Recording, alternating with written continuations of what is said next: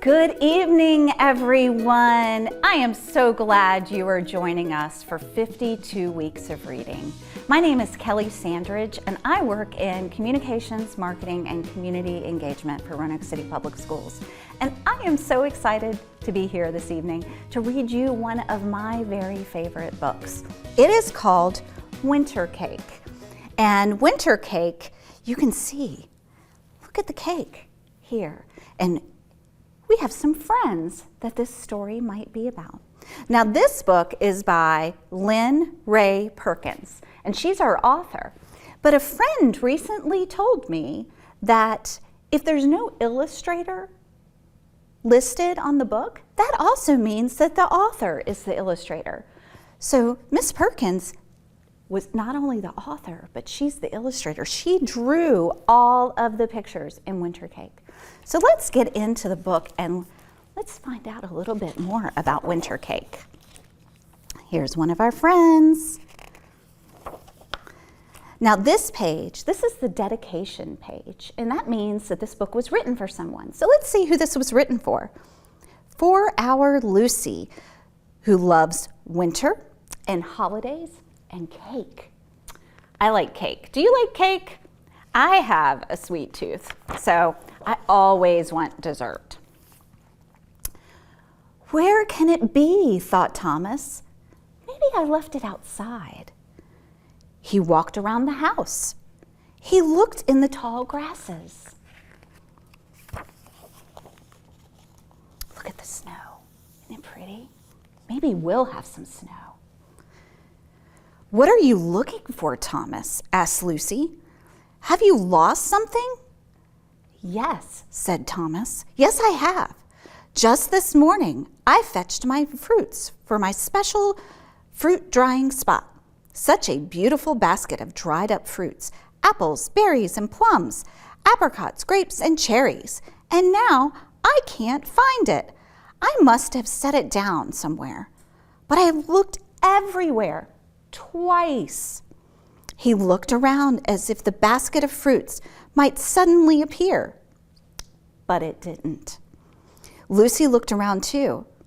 How mysterious, she said. Have you ever put something down and then don't know where it is? I sure have. Look. How does Thomas look? He's got his head down in his hands. I won't be able to make the winter cake, said Thomas. A winter's eve without winter cake? I ask you, what kind of holiday is that? The holiday isn't only about winter cake, said Lucy.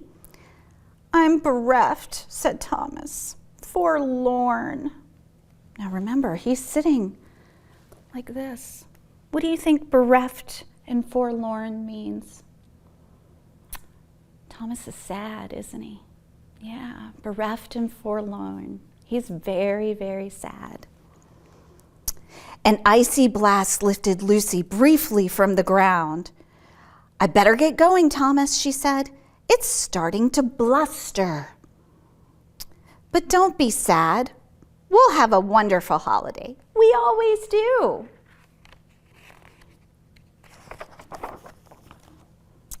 I don't see how, Thomas called out as she flew away. I honestly don't, he said to himself. Perhaps I should have invited her inside, he added, as the winds grew stronger and snowier. Fly safely, he said softly. He knew she could no longer hear him, but he hoped it would help. Worried, he stepped into his house, which was a tree, and shut the door. Here we can see Lucy flying off, and Lucy calls out to Thomas, I hope you find your fruit. Do you think Thomas is going to find his fruit? Oh, Lucy looks like she might be having trouble. The gentle snowfall had thickened into a storm. Lucy flew into snowflakes the size of her face, and there were so many of them. She struggled to stay upright as frigid gusts tossed her this way and that. What did it matter that she could barely keep her eyes open? All she could see was white. Was she even moving forward? She flapped her wings harder, and then, thwop! She fell to the ground. Oh my goodness. Do you think Lucy's okay?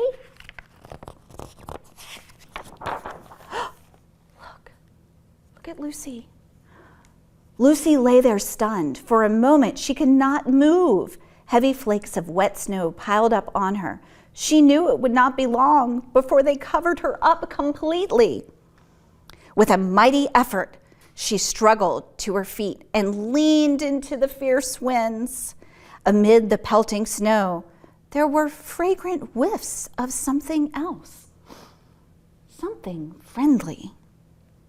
Tea, she said aloud, cocoa and pastries. She listened and heard the faint, muffled buzz of cheery voices. Following the fragrant whiffs and the faint murmurs, she hopped through the blizzard to an opening between the snow-laden boughs of the evergreen. She found herself at the door of a tea room. "I'll just stop in," she said to herself, "and wait for the storm to pass."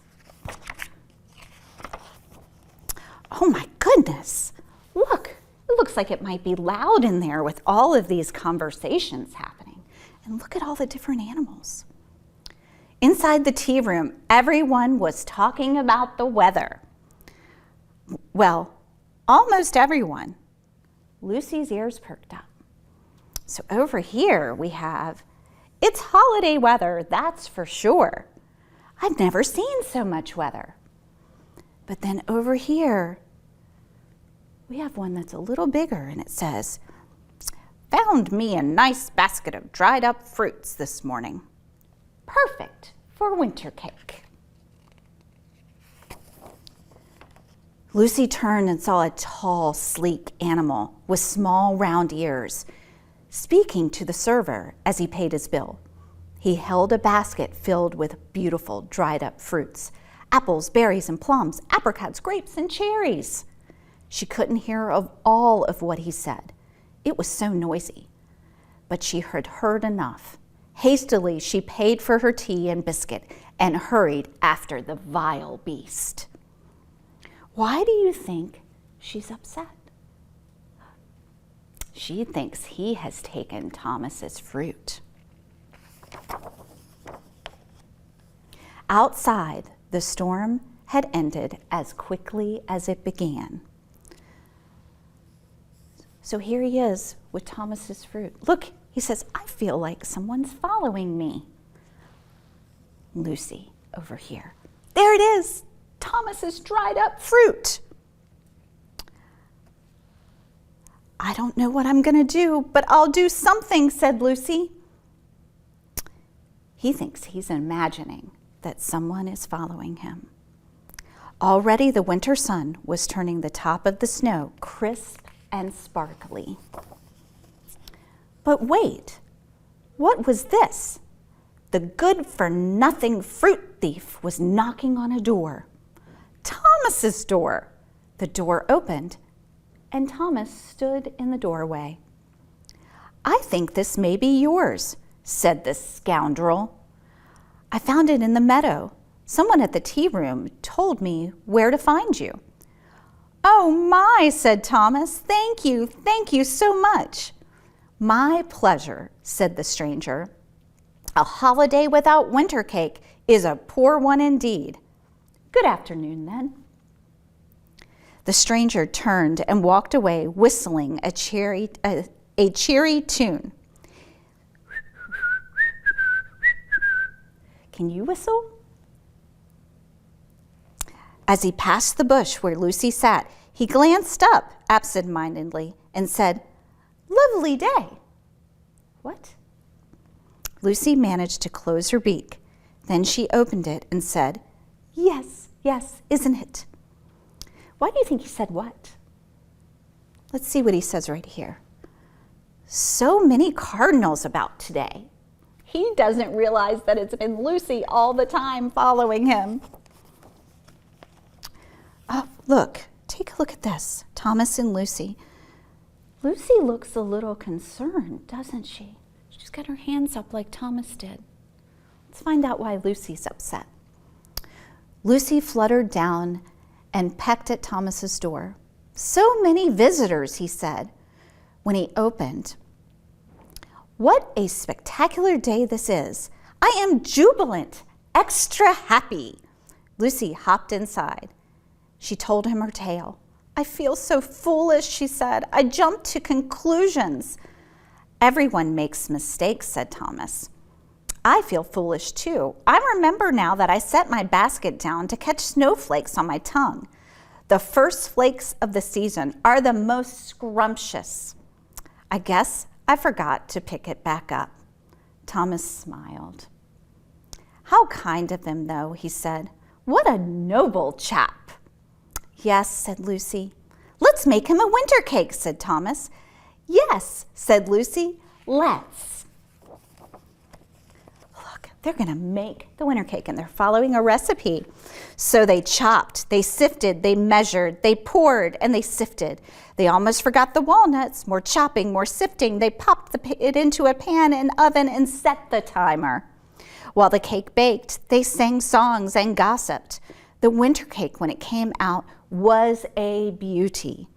Golden brown with bits of color, like jewels. It smelled divine. Thomas drizzled the white icing over it, like snow on a lumpy hillside. He lifted it onto a pretty plate and tied a ribbon around it. "I've thought of something," said Lucy. "What?" said Thomas. "We don't know where this guy lives," said Lucy. "We don't even know his name." Said Thomas. "That's true." The two friends looked at one another. They looked at the Wintercake on its plate and its ribbon. They looked down at the shadows, blue shapes on the snow. A trail of crispy footprints led from where they stood and away through the forest. "That's it!" cried Lucy. "We can follow his footprints." "Yes," said Thomas. "Off we go." And off they went. At first, it was easy. Look at this hill. Oh my goodness. And there's Thomas and Lucy. But soon there were obstacles, I'd say, and difficulties. Look at Thomas going across the creek on the stepping stones. "I am stout but nimble." I hope. Oh my goodness, do you think he's going to fall in that creek? Oh no! It looks like Thomas fell in the creek. There were icy streams and tangled thickets. Daylight dwindled. Lucy asked him, "How are you doing?" "You're almost to the shore." "I am buoyant." "But only for a while," Thomas said. What is buoyant? Have you ever kind of laid in the water and you kind of float to the top? Buoyant means you float. And then the thicket, look at all these branches going up. Lucy and Thomas can barely make it through. "Our friend must be an agile fellow," said Lucy. "He certainly is slender," said Thomas. In the murky twilight, Thomas and Lucy did not see the precipice. Oh my goodness. So let's use our context clues here. They have fallen and they didn't see the precipice. So what did they fall off? What is a precipice? It's a cliff. Look, they fell, and look, he dropped the Wintercake. Oh my, do you think it's okay? The pretty plate was broken, but the Wintercake wasn't. It's a sturdy Wintercake, a resilient Wintercake. It must have bounced on a pointy rock, said Lucy, talking about the plate. Still, it was cold and dark, and they were far from home. Lost, perhaps. Maybe it was a mistake to travel so far. It's a bit farther than I thought it would be. You think they're scared? Would you be scared? I think I'd be scared. It's dark. Look, they're all alone. The shivering friends huddled together for warmth. Thomas, said Lucy, I see a light. Is it the light of heaven? Asked Thomas. No, said Lucy. Well, maybe. Sort of. I think it's from a candle or a small fire.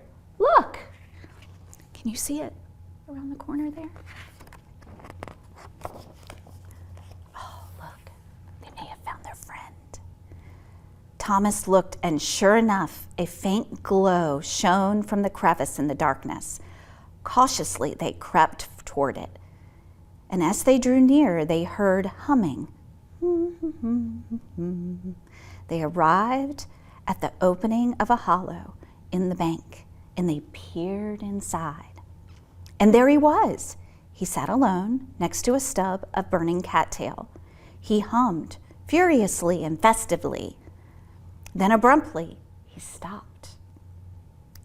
It's no use, he said. Hum as I might, it's winter's eve, and I am all alone. I ask you, what kind of holiday is that? Lucy stepped inside the hollow. But you're not alone, she said. Gah! Shrieked the poor fellow, jumping to his hind feet. Gah! Squawked Lucy, hiding her head under her wing. Gah! Bellowed Thomas, flinging the Wintercake into the air. Oh my goodness, he's thrown the cake again. It fell to the ground. This time, it broke. We come in peace, said Thomas, bearing Wintercake, which is in pieces. Peace, pieces, get it? Oh, said the flustered stranger, it's you and you. Oh me, oh my, come in. Would you like some? He looked around the bare, dismal hollow. I'm afraid there isn't anything, he said. I only just moved in. There's Wintercake, said Thomas, picking up the pieces. There's light, there's you, and there's us. What more do we need? Let's build the fire up a bit, though, said Lucy. It's just cake, so they gathered it. You think it'll still be good? They stepped outside and gathered sticks for a fire. Soon it burned merrily, warming them as they sat in the golden glow. We traveled a long way to find you, said Thomas. How did you ever come to be in our neck of the woods? And how did you come to be here? Also, what's your name? Their host laughed. I'm Tobin, he said, and it all started with a mistake. So many good things do, said Lucy. Tell us yours. They did enjoy that Wintercake, and Thomas even thought, an excellent Wintercake, stupendous. Doesn't this look warm and cozy? Their friends together. Outside the hollow, the snow was falling again. Inside, a friendship was being born. Tobin's story was the first of many told that night, and for years and holidays to come, the three friends made a tradition of taking their Wintercake to a bare hollow and telling stories around a merry fire. I ask you, what kind of holiday is that? A jubilant one, you might say. Extra happy. A little bit mysterious. A wonderful holiday. Every time. The end. Now, what did you think of Wintercake? Do you have some traditions that you like to do with your family? Maybe on holidays, maybe on birthdays. Talk to whoever you're watching this video with tonight. Your mom, your dad, your brother, your sister, your grandma, your granddaddy, a friend. Or talk to your teacher tomorrow about a tradition that you have with your family. And also, you know what I really love about this book? Think about what Lucy thought of Tobin when she first met him. Did she like Tobin? Remember, what did she say? She jumped to conclusions, didn't she? So without knowing him, she thought he was a scoundrel. Have you ever maybe not given somebody a chance and then you find out later, even though they're different than you, they're really nice and that you have a lot in common if you just talk to them? Talk about that with your family too, or your friends, or your parents. And remember, we may all be a little bit different, but we have so much in common if we just take the opportunity to get to know one another. And we may even find that we have some traditions that we want to do together each and every year. I hope you have a wonderful night. Thank you again for joining me for 52 weeks of reading. And remember, as our superintendent says, Dr. White always says, read, read, read. Have a wonderful holiday season.